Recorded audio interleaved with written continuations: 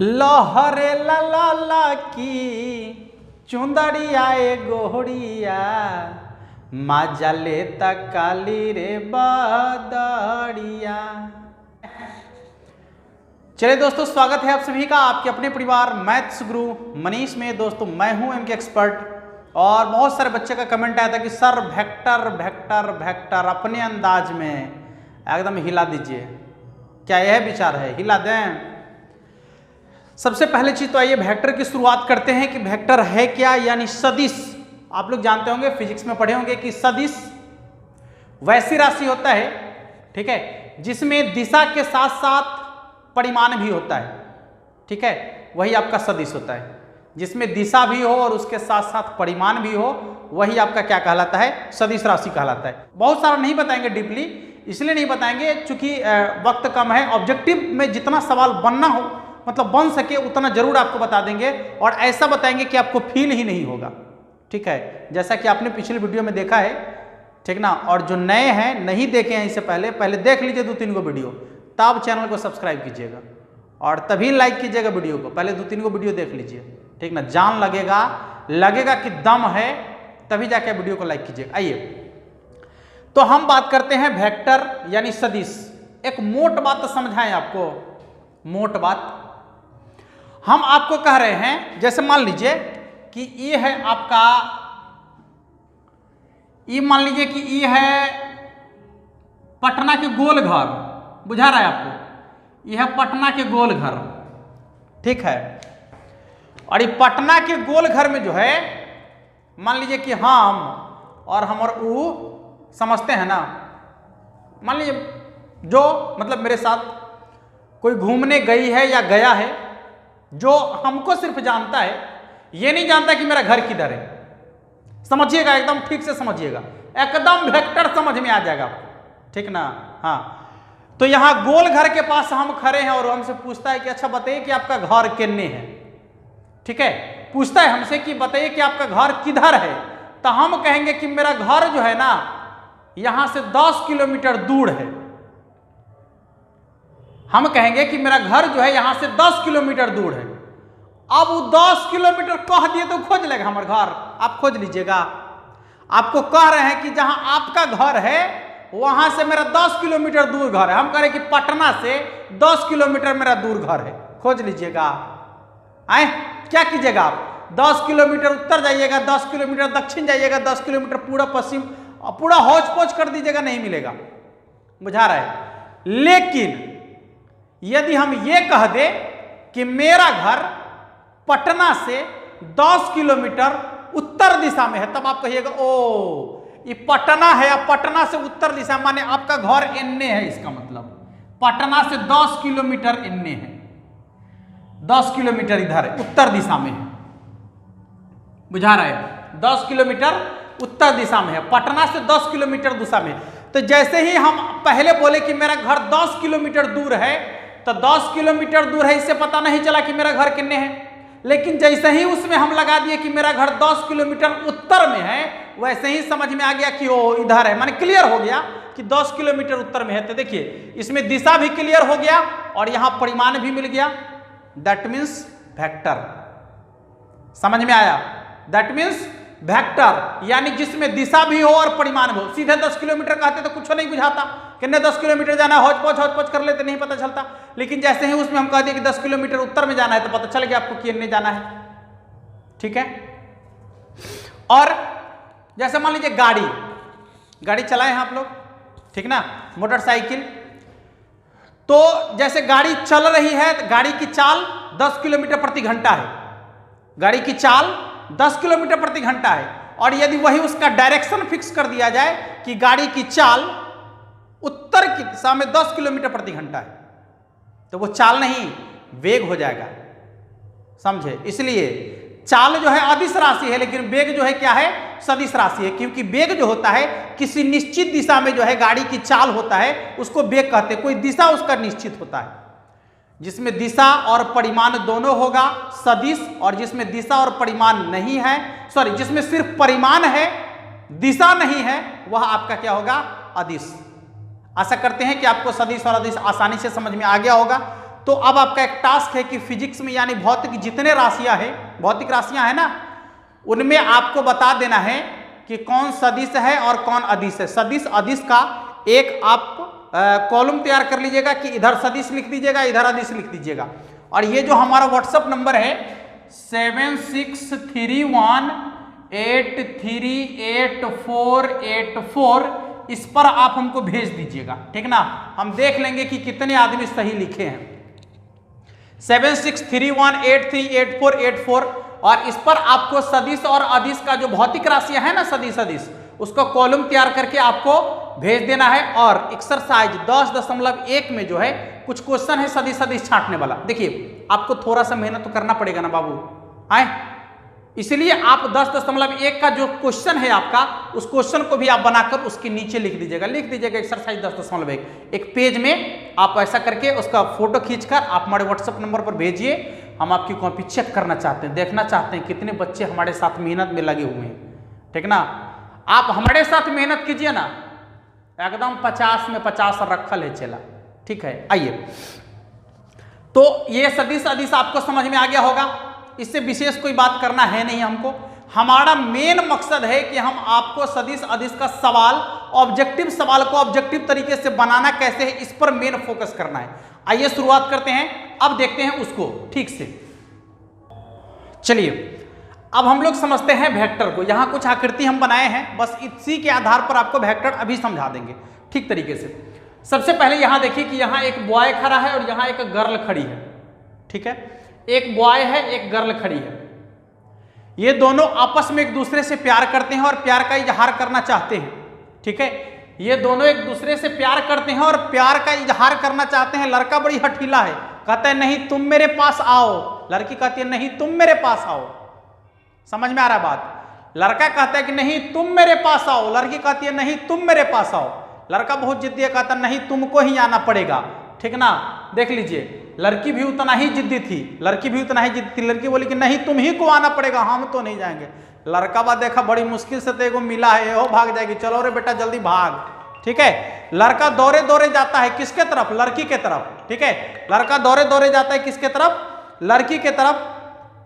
देखिए लड़का जो है दौड़े दौड़े जाता है लड़की के तरफ, तो लड़का भागा लड़की के तरफ। लड़का के भागने का जो दिशा है किसके तरफ है? लड़की के तरफ है, इसलिए लड़का भागा लड़की के तरफ, ये डायरेक्शन दिखा रहा है। लड़का भागा लड़की के तरफ, तो जिस दिशा में जाएगा उस दिशा को दिखाएगा, यही आपका क्या है? सदिश है। मान लीजिए कि यहां से यहां जाने में इसको 5 मीटर का दूरी तय करना पड़ा, तो लड़का जो है लड़की के तरफ भागा कितना? 5 मीटर। तो दिशा हो गया ना कि लड़का जो है लड़की के तरफ भागा, किसी दूसरे के तरफ नहीं भाग गया, अपनी गर्लफ्रेंड के तरफ भागा, ठीक है। कितना? 5 मीटर भागा, 5 मीटर, ठीक है। तो लड़का जो है लड़की की तरफ भागा, तो 5 मीटर तो दिख रहा है, और दिशा यहां दिखा रहा है कि लड़की की तरफ भागा। ये सदिश को डिनोट करने का है, ये दिखाएगा आपको कि किस तरफ भाग रहा है या किस तरफ उसका दिशा है। यदि इसके स्थान को बदलते हैं तो आगे माइनस लगाना पड़ेगा। मोटा मोटा बात समझते चलिए, इसके स्थान को बदलते हैं तो आगे माइनस लगाना पड़ेगा।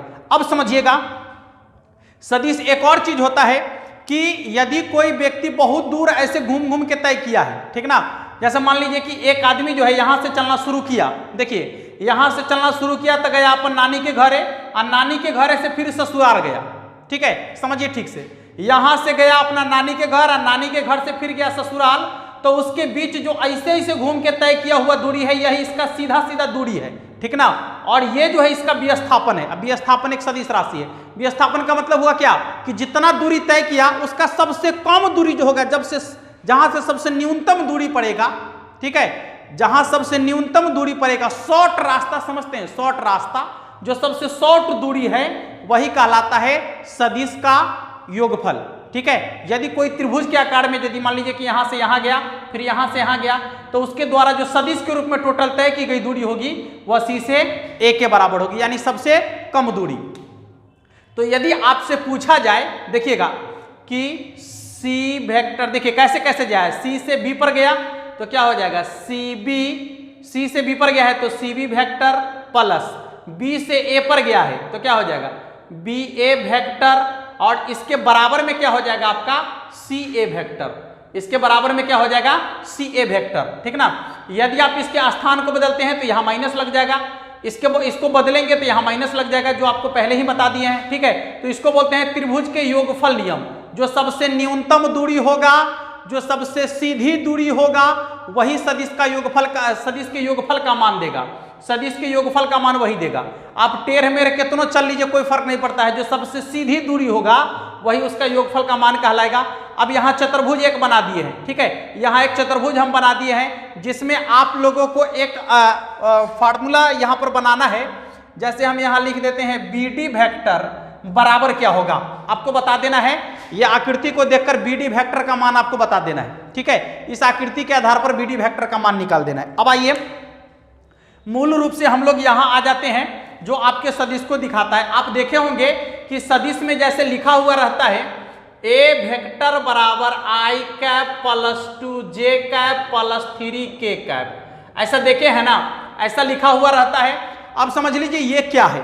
चलिए ध्यान देंगे, थोड़ा सा इस चीज को समझ लिया जाए। इससे पहले आपने क्लास 10 में 2 अक्ष पढ़ा है, एक्स अक्ष और वाई अक्ष, लेकिन अब आपको पढ़ना है 3 अक्ष, एक्स अक्ष, वाई अक्ष और जेड अक्ष। ठीक है, जब आप एक्स अक्ष और वाई अक्ष सिर्फ देखते थे, ऐसा एक्स अक्ष और वाई अक्ष, ठीक है, तो इसमें जो है 4 भाग में बट गया आपका, 1 2 3 4, तो इसको बोलते थे चतुर्थांश। ठीक है, ये आपका हो गया चतुर्थांश।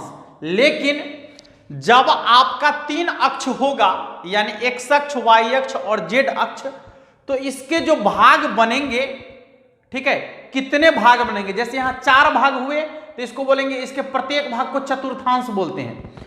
जब ये 3 भाग में बटा, ठीक है, जब इसके 3 अक्ष हुए, एक्स अक्ष, वाई अक्ष और जेड अक्ष, तो यह कितने बराबर भाग में बटेगा, ये आपको कमेंट में बताना है। ठीक है, कितने बराबर भाग में बटेगा और उसको क्या कहेंगे हम।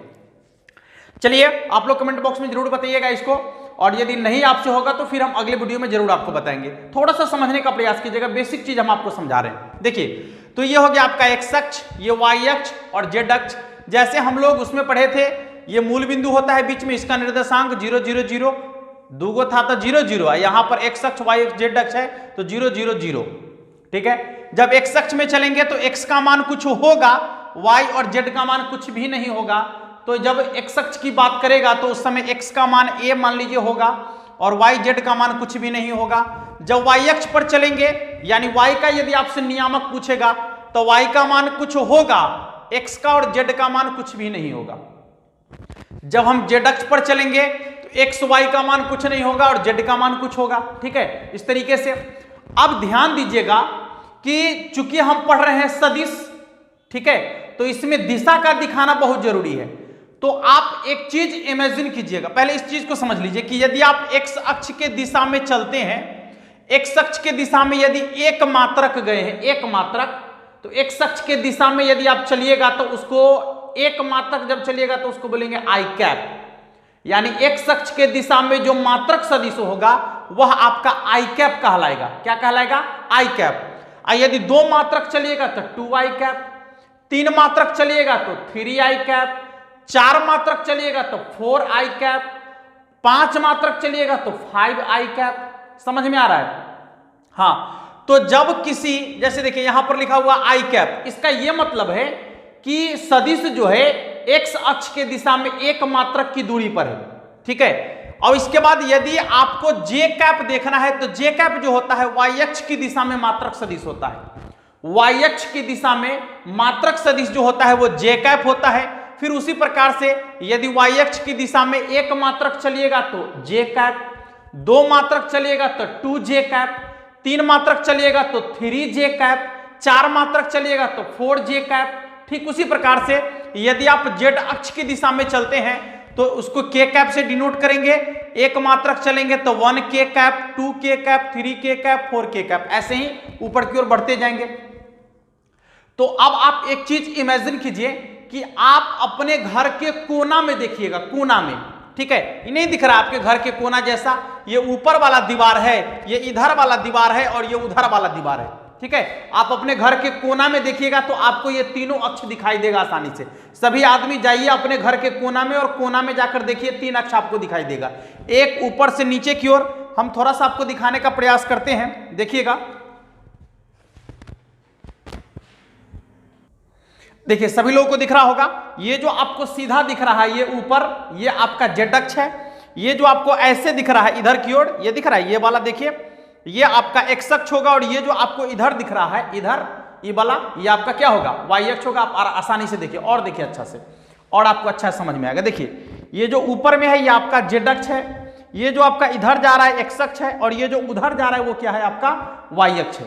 ठीक है, गंदा है थोड़ा सा, इसको माइंड मत कीजिएगा, लेकिन समझने का प्रयास कीजिएगा। अब हम एक चीज आपसे पूछे कि मान लिया जाए कि यहां पर कोई वस्तु है, समझिएगा ठीक से, यहां पर कोई वस्तु ऐसे लटका हुआ है, यहां पर इस जगह पर, तो यहां पर जब कोई वस्तु है तो इसका तो कुछ ना कुछ निर्देशांक होगा। समझिए, यहां पर देखिएगा ठीक से, मान लीजिए कि यहां पर कोई वस्तु लटका हुआ है यहां पर, तो इसका कुछ ना कुछ निर्देशांक होगा। आप इमेजिन कीजिए कि देखिए वहां जो वाई अक्ष आपको दिख रहा है, यहां वाई अक्ष दिख रहा है ना, तो यहां से कुछ दूरी पर है ना, मान लीजिए कि वहां से 3 मात्रक दूरी पर है। फिर इधर देखिए यहाँ एक्स अक्ष से भी कुछ मात्रक दूरी पर है, और यहां देखिए वाई अक्ष से भी कुछ मात्रक दूरी पर है ना। तो इसका निर्देशांक यदि आप मान लीजिए कि 3, 4, 5 है, इसका यह मतलब है कि एक्स का निर्देशांक यानी एक्स अक्ष की दिशा में 3 मात्रक है, वाई अक्ष की दिशा में 4 मात्रक है, और जेड अक्ष की दिशा में कितना है, 5 मात्रक है। तो अब आपको दिखाते हैं यहां पर, देखिए, तो यदि किसी बिंदु को दिखाना हो, मान लीजिए कि यहां पर कोई बिंदु है, जैसे आपको बता रहे थे कि यहां पर कोई बिंदु है, देखिए एक्स अक्ष से भी कुछ दूरी पर है, ऐसे एक्स अक्ष से मान लीजिए कि ऐसे आके ऐसे, फिर वाई अक्ष से भी ऐसे आके ऐसे है, और जेड अक्ष से भी ऐसे आकर है। ठीक है, तो यहां पर जब कोई बिंदु का हम कल्पना करेंगे, किसी बिंदु का, आप अपने घर के पंखा को देखिएगा। ठीक है, आपके घर में जो पंखा लटका हुआ होगा, इमेजिन कीजिएगा उसका कि वो एक्स अक्ष से कहां पर है, वाई अक्ष से कहां पर है, और जेड अक्ष से कहां पर है। ठीक है, आपको पता चल जाएगा कि किसी बिंदु को कैसे स्पेस में हम निर्धारण करेंगे। तो उस नियामक को दिखाने के लिए हम लोग जो है कौन एक्स है, कौन वाई है, कौन जेड है, इसके लिए आई कैप, जे कैप और के कैप का प्रयोग कर देंगे तो समझ में आ जाएगा। यहां देख लीजिए सेम चीज लिखा हुआ है। मान लीजिए कि यहां पर किसी बिंदु का निर्धारण कर रहे हैं हम, कोई पी बिंदु यहां पर है, कोई बिंदु पी है यहां पर, देखिएगा कोई पी बिंदु यहां पर है, पी, ठीक ना।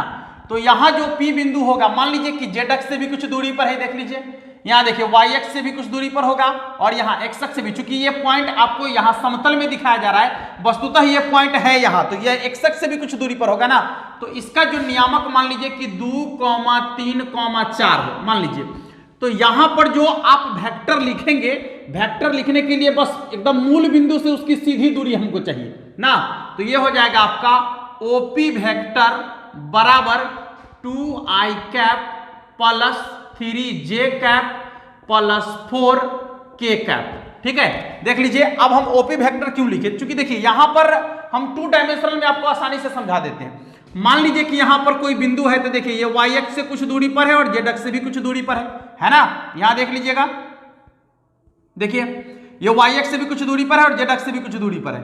तो हम क्या करते हैं कि यहां पर मान लीजिए कि 2, 3 है या 3, 4 है, ये 3, 4 है। ठीक है, तो इसकी जो सबसे न्यूनतम दूरी होगी वो यहां से लेकर ये देखिए, ये देखिए, यदि मान लीजिए कि कोई पॉइंट ऐसे गया तो ऐसे गया 3, ऐसे गया 4, यही ना हुआ, यही ना हुआ, ऐसे 3 गया और ऐसे 4 गया, तो जो उसके बीच की सबसे न्यूनतम दूरी यही ना होगी, मूल बिंदु से उस बिंदु की दूरी, यहां पर जो सबसे न्यूनतम दूरी होगी यही होगी।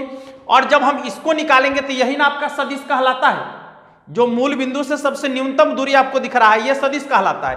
और सदिश मतलब ये दूरी निकालने के लिए हम लोग किसका प्रयोग करते हैं, पाइथागोरस के प्रमेय का प्रयोग करेंगे, क्योंकि ये समकोण त्रिभुज का निर्माण कर रहा है। ठीक है, तो क्या हो जाएगा, ओपी बराबर लंबे स्क्वायर जोड़ा धार स्क्वायर, यानी 4 स्क्वायर प्लस 3 स्क्वायर, 4 के स्क्वायर 16, 3 के स्क्वायर 9, 16 9 25, सॉरी यहां रूट लगेगा, 16 9 25, और 25 का वर्गमूल कितना हो जाएगा आपका, 25 का वर्गमूल हो गया 5। तो सबसे न्यूनतम दूरी आपको यहां देखिए, ऐसे जाएंगे तो 3 4 7, लेकिन ऐसे सीधे जाएंगे तो कितना होगा 5, तो यही सबसे न्यूनतम दूरी यानी सदिश को दिखाएगा। ठीक उसी प्रकार से मेरे भाई ये जो 3 डायमेंशनल शेप है, इसमें भी आपको ऐसे ही सोचना है। ठीक है ना, जो सबसे न्यूनतम दूरी होगी वो मूल बिंदु से सीधे उस बिंदु की दूरी पर वो वेक्टर आपको दिखाएगा। ठीक है, वो अभी वही आपका क्या कहलाएगा, वेक्टर का मान देगा। अब चलिए कि जब ये पॉइंट 2, 3, 4 है तो इसको सदिश के रूप में कैसे दिखाएंगे, 2i cap plus 3j cap plus 4k cap. I cap का मतलब एक्स अक्ष की दिशा में 2 मात्रक गया है, जे कैप का मतलब y अक्ष की दिशा में 3 मात्रक गया है, और k कैप का मतलब z अक्ष की दिशा में 4 मात्रक है। ठीक है, आशा करते हैं कि आपको निर्देशांक जब दिया हुआ रहेगा तो उसको सदिश के रूप में बदलना आ गया होगा। आपको पहला सवाल यहीं से पूछता है, निर्देशांक दे देगा और कहेगा कि दिए गए निर्देशांक का सदिश घटक ज्ञात करें। ठीक है, यानी इसको सदिश के रूप में बदले। तो आपको सिर्फ कुछ नहीं करना है, जो निर्देशांक दिया हुआ रहेगा उसी में आई कैप, जे कैप, के कैप लगा देना है, आपका आसानी से बन जाएगा। ठीक है, आई कैप, जे कैप, के कैप लगा दीजिएगा तो आसानी से बन जाएगा। देखिए, जैसे मान लीजिए कि सवाल आपका ऐसा है कि बिंदु ए जिसका नियामक है 4, 6, 8, ठीक है, 4, 6, 8, तो कहेगा कि इसका सदिश निरूपण। तो सीधे आप मूल बिंदु से देखिएगा, तो ओ ए वेक्टर बराबर, बस इसमें आई कैप 4i कैप प्लस 6 जे कैप प्लस 8 के कैप, हो गया बात खत्म। सदिश निरूपण बिंदु दिया हुआ रहेगा, सीधे मूल बिंदु से उस बिंदु की ओर बढ़ेंगे, वेक्टर का साइन लगाएंगे, आई कैप, जे कैप, के कैप जोड़ देंगे, बात खत्म हो गया, आपका सदिश निरूपण हो गया, जैसा कि आपको यहां बताया गया है। ठीक ना, हाँ, ये बेसिक चीजें थी। और अब हम लोग क्वेश्चन की ओर बढ़ रहे हैं धीरे धीरे। जैसे मान लीजिए कि आपको पूछे कि एक्स अक्ष का सदिश निरूपण कैसे कीजिएगा, एक्स अक्ष का, तो एक्स अक्ष में तो एक्स का मान होता है, बाकी सब 0 हो जाता है। तो एक्स अक्ष का जो सदिश निरूपण हो जाएगा आपका एक्स अक्ष का, वो क्या हो जाएगा, देखिए तो ए आई कैप, जहां ए के जगह पर कुछ मान होगा, ठीक है, ए के जगह पर कुछ मान होगा। यदि आपको वाई अक्ष का कह दे, वाई अक्ष का, तो क्या लिखेंगे, देखिए तो वाई अक्ष में वाई का मान होगा, बाकी सब 0 होगा। तो वाई का मान मान लीजिए कि बी है, तो क्या हो जाएगा बी जे कैप। अब बाकी, अब यदि जेड अक्ष का आपसे कह दे, जेड अक्ष का, तो जेड अक्ष में जेड का मान होगा, बाकी सब क्या होगा 0 हो जाएगा। तो आप लिख सकते हैं सी के कैप, ठीक है, या फिर ऐसे नहीं तो एक एक्स अक्ष में एक्स का मान कुछ होगा तो एक्स आई कैप लिख सकते हैं आप। वाई अक्ष में वाई का मान होता है तो वाई जे कैप लिख सकते हैं आप। जेड अक्ष में जेड का मान होता है तो जेड के कैप आप लिख सकते हैं। कोई दिक्कत है क्या? हाँ, तो ये एक्स अक्ष को सदिश के रूप में ऐसे लिख सकते हैं। यदि इसका निर्देशांक आपसे पूछेगा तो x 0 0, यदि a के रूप में पूछेगा तो a 0 0, ठीक है। और यदि मान लीजिए कि y अक्ष का निर्देशांक कहेगा तो y का मान कुछ होगा, अब बाकी सब 0 होगा। तो x का मान 0, y का मान y होगा, बाकी सब 0। यहां देखिए, फिर 0, ये हो गया आपका b और फिर 0। चलिए, जब हम z अक्ष की ओर बढ़ेंगे तो क्या होगा 0 0 z, या फिर 0 0, देखिएगा यहां पर 0 0 और c। तो जिस अक्ष की ओर हम बढ़ेंगे बस उसका मान हमें चाहिए, बाकी सबका सब क्या चाहिए हमें 0 के बराबर, ठीक है। अब आगे की ओर बढ़ते हैं और आपको सिखाते हैं कि जब सदिश दिया हुआ रहेगा तो उस सदिश का मान कैसे निकालेंगे, उसका मापांक कैसे निकालेंगे। बड़ी आसान चीज है, वो आप अभी यहां देख चुके हैं। मापांक मतलब इसका मान कैसे निकालेंगे, तो बड़ी सिंपल है मापांक निकालना। यहां देखिएगा, यहां से यहां तक की दूरी सीधा समझ लीजिए, यहां से यहां तक की दूरी कैसे, वो तो समकोण त्रिभुज का निर्माण कर रहा है ना। तो दुगो अक्ष है तो दुगो अक्ष के बारे में, जहां 3 गो अक्ष है तो 3 गो अक्ष लीजिए, क्या फर्क पड़ता है। आइए देखिए, आपको दूसरा टाइप का सवाल यह पूछता है कि कोई सदिश आपको दे देगा और कहेगा कि दिए गए सदिश का मापांक ज्ञात करे, यानी उसका वैल्यू निकाले। कैसे उसका वैल्यू निकालना है, उसका परिमाण ज्ञात करे, एक ही चीज है। तो बड़ा आसान सा काम करना है आपको। देखिएगा क्या करेंगे, पहले लिखेंगे रूट अंडर सबके वर्गों का योगफल, जितना भी कांस्टेंट यहां दिख रहा है सबके वर्गों का योगफल कितना हो जाएगा, 2 का वर्ग प्लस 3 का वर्ग प्लस 4 का वर्ग। जब भी मापांक की बात करेगा रूट अंडर सभी के वर्गों का योगफल, रूट अंडर सभी के वर्गों का योगफल, जितने भी दिए गए हैं मान सभी के वर्गों का योगफल, यानी i के साथ जो कांस्टेंट है उसका वर्ग, j के साथ जो कांस्टेंट है उसका वर्ग, k के साथ जो कांस्टेंट है उसका वर्ग, सबका योगफल कर देंगे, मापांक निकल जाएगा। कितना हो गया देखिए तो 4 + 9 + 16, ये हो जाएगा आपका 16 9 25 4 29, यानी इसका मापांक जो है कितना के बराबर हो जाएगा आपका, देख लीजिए इसका मापांक जो है कितना के बराबर हो जाएगा, रूट अंडर 29 के बराबर। या तो भाषा के रूप में ऐसे लिख देगा कि मापांक ज्ञात करे, या फिर ये साइन लगा देगा।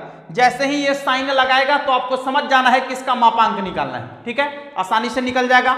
सिंपल काम करना है, फिर से एक बार समझ लीजिए, जो सदिश आपका दिया हुआ रहेगा उस सदिश के सभी कांस्टेंट के वर्गों का योगफल, सभी कांस्टेंट के वर्गों का योगफल निकालेंगे, मापांक आसानी से निकल जाएगा। ठीक है, उसका मापांक आसानी से निकल जाएगा।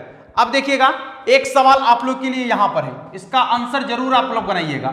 मान लीजिए कि बी वेक्टर बराबर यहां लिखा हुआ है -5i प्लस 3j कैप और प्लस k कैप, इसका आपको निकालना है मापांक। ठीक है, इसका मापांक निकालकर आंसर कमेंट बॉक्स में लिख दीजिएगा। ठीक ना। अब देखिए दूसरा, कि यदि कोई सदिश आपको दे दिया जाए और कहे कि दिए गए सदिश के दिशा में मात्रक सदिश ज्ञात करें। मात्रक सदिश कहने का अर्थ क्या होता है कि दिए गए सदिश का मापांक का मान यदि 1 के बराबर हो जाए, दिए गए सदिश के मापांक का मान यदि 1 के बराबर हो जाए तो उसे मात्रक सदिश कहा जाता है। ठीक है, तो अब देखिएगा, मान लीजिए कि यही सदिश आपका है और कहे कि इसी सदिश के दिशा में मात्रक सदिश निकालना है, तो उसके लिए आपको लिखना होगा ए कैप। जैसे ए वेक्टर है ना, तो इसके दिशा में मात्रक सदिश निकालना है तो क्या लिखेंगे, ए कैप बराबर क्या हो जाएगा, देखिएगा एकदम इत्मीनान से, जितना आपने मापांक निकाला, जितना मापांक आप निकाले बस यही मापांक से सभी कांस्टेंट में कर दीजिए भाग, निकल गया मात्रक सदिश का मान। फिर से समझ लीजिए एक बार, यदि आपको कहे कि दिए गए सदिश के दिशा में मात्रक सदिश ज्ञात करना है तो आपको बड़ी आसान सा काम करना है, मापांक निकाल के रखिए। मापांक कैसे निकालना है यहां पर पता चल रहा है, और जैसे ही आपका मापांक निकल जाएगा, इसी मापांक के वैल्यू से सभी कांस्टेंट में आप आसानी से भाग कर दीजिए, आपका निकल गया मात्रक सदिश का मान। ठीक है, देख लीजिएगा, जैसे दो तरीके से इसको आप लिख सकते हैं, 1/√29 और फिर जो आपका सदिश है जो कहते हो 2i cap plus 3j cap plus 4k cap. ठीक है, या फिर इसको ये लिख सकते हैं 2/√29 i cap plus 3/√29 j cap और प्लस 4/√29 k कैप। ठीक है, तो आशा करते हैं कि ये चीजें आपको आसानी से समझ में आ गया होगा। ठीक है, मात्रक सदिश निकालना आपको आसानी से समझ में आ गया होगा। तो इतना यदि आपको समझ में आ गया होगा तो जो दो कॉन्सेप्ट अभी हम देखे हैं, इस दोनों कॉन्सेप्ट पर, हाँ एक और सवाल ले लीजिए आप। जैसे ये बी वेक्टर का मापांक तो आपको निकालना है, इसके दिशा में मात्रक सदिश भी निकालना है। मापांक और बी वेक्टर के दिशा में मात्रक सदिश ज्ञात करें। मात्रक सदिश ज्ञात करें। पहले तो आपको मापांक निकालना है, और जब आप मापांक निकाल लीजिएगा तो बी वेक्टर की दिशा में आपको मात्रक सदिश भी निकालना है। ठीक है दोस्तों, तो आशा करते हैं कि ये चीज आपको आसानी से समझ में आ गया होगा। अब हम लोग अगले वीडियो में इसके अगले कॉन्सेप्ट को देखेंगे जो आपके एग्जाम में ऑब्जेक्टिव टाइप से पूछे जाते हैं। तो बारी बारी से सभी कॉन्सेप्ट को देखेंगे और उस पर सवाल भी करते जाएंगे, और सबसे लास्ट में 2009 से लेकर 2020 तक जितने भी ऑब्जेक्टिव क्वेश्चन पूछे गए हैं सबको आसानी से बना लेंगे, खत्म। ठीक है, फिर मिलेंगे अगले वीडियो में, तब तक के लिए जय हिंद।